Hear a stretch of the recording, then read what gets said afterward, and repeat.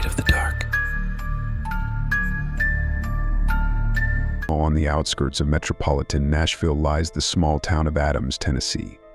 Like countless other small towns in the United States, it is quiet, peaceful, and often overlooked by travelers. However, beneath its humble exterior lies a dark past, filled with tales of a haunting that began over 200 years ago and reportedly continues to this day. In 1804, John Bell, his wife Lucy Williams Bell, and about 10 other families embarked on a challenging journey from Edgecombe County, North Carolina, to Red River, Tennessee. Over the next few years, the Bells became successful farmers and prospered in their new home. Although they were well respected and well liked by the community, a scandal arose in the mid-1810s that called John Bell's character into question. Another family that moved from North Carolina was the Batts family, who came to despise the Bells. In 1816, Frederick Batts, the head of his household, was severely injured in a traumatic accident while working on his farm, leaving him physically impaired for the rest of his life. Unable to work, Frederick was forced to sell parts of his property to make ends meet. Some of this land was purchased by John Bell for much less than it was worth, sparking a never-ending conflict between the two families. Frederick's wife, Kate, accused Bell of exploiting their misfortune and vowed to make him and his family pay for the perceived injustice. Adding to the tension, John Bell had purchased a young slave girl from Frederick's brother, Benjamin. Bell felt the girl was too young to take with him immediately and left her with her mother for a while longer. When he returned to collect her, Benjamin reneged on the agreement, claiming she was worth more than what had been paid. After much arguing, Bell sold the girl back to Benjamin for more than the purchase price, extracting even more money from the Batts family. Bell believed the matter was settled, but Benjamin filed a lawsuit against him for extortion. Unaware of the lawsuit, Bell failed to attend the hearing, leading the court to side with Benjamin. The judgment reached the local church, and despite Bell's protests, it led to his excommunication, which some say opened the door for evil to invade his home. Kate Batts, now the prominent member of her family due to her husband's immobility, was widely disliked in the community for her boisterous, harsh, and spiteful nature. Her questionable behavior in church led others to believe she practiced witchcraft.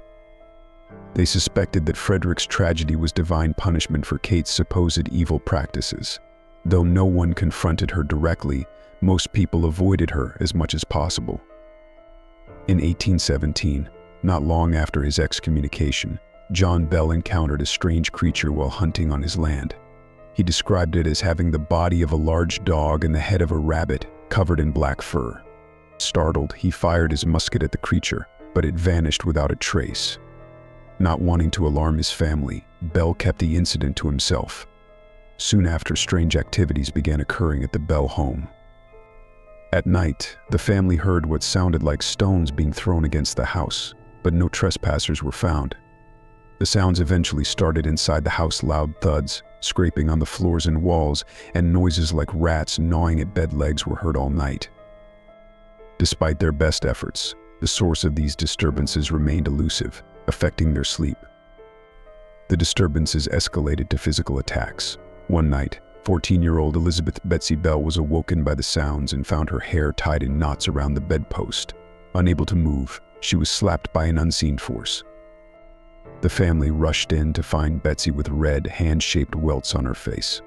Soon, the younger sons showed similar welts on their legs and faces. Bell advised the family to keep quiet to avoid further tarnishing their reputation. They prayed for relief from the torment, but to no avail. Over the following weeks, visual apparitions began appearing. Slaves reported seeing strange talking birds and animals in the fields. Betsy saw an apparition of a girl in a green dress hanging by her hands from a tree limb who disappeared without a trace. The apparitions, sounds, and physical abuse became too much for the family to handle alone. Bell confided in his friend and neighbor, James Johnston, who agreed to help. Johnston and his wife prayed with the Bells to rid the house of the evil presence.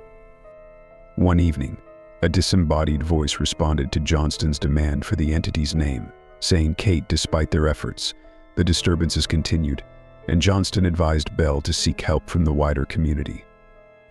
Reluctantly, Bell agreed, and news of the haunting spread quickly. Many people from surrounding areas and even far away came to witness the poltergeist's activity. The entity made its presence known, especially its disdain for John Bell. The news eventually reached Army General and future President Andrew Jackson, who decided to visit the Bell home with a small group of troops. One soldier claimed to have brought silver bullets to kill the witch. As they neared the Bell property, their wagon wheels seized and would not move. Almost giving up, Jackson supposedly apologized for the soldiers' behavior, and the wagon resumed moving. Jackson's group arrived without further incident but left after only one night. Jackson reportedly said, "I would rather face the whole of the British Army than spend another night at the Bell house." Not all Bell family members received harassment from the Bell witch. Lucy Bell, John's wife, was treated kindly.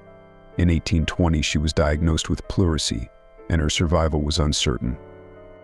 During her illness, Kate often sang comforting hymns and left hazelnuts and grapes on her bed, seemingly materializing from thin air.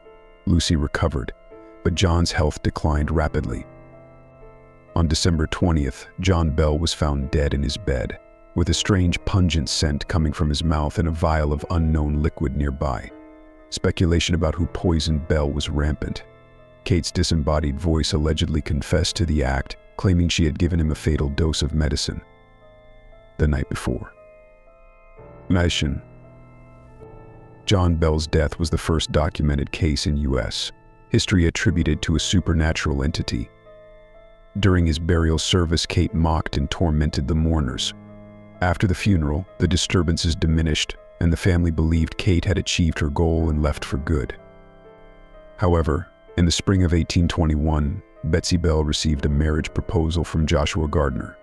She saw the apparition of the girl in the tree, warning her against the marriage. Betsy broke off the engagement, and Gardner moved away. The true nature of these events remains uncertain due to the scant record-keeping of the time. Many stories were passed down verbally and could have been embellished or fabricated before being written down. Some believe the incidents were a cover-up for John Bell's murder.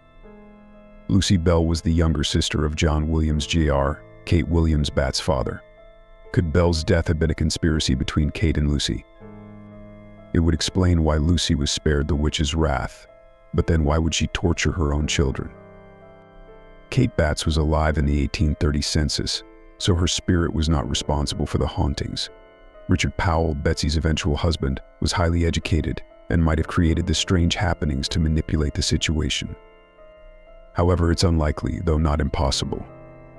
Others believe the entire saga was genuine, with Kate Batts conjuring a spirit or demon for revenge. Even today, strange incidents occur in the area. Bob Bell, a modern-day Bell family member, recalls his grandmother in terror after finding the family's china cabinet open and dishes scattered but undamaged. Local historian Tim Henson spoke of a man who took a rock from the Bell property and experienced misfortune shortly after. While these events could be coincidental, who can say for sure? If you ever visit Red River, now known as Adams, and speak with the locals, you may not leave a believer, but you will likely respect the old Bell property and its eerie history.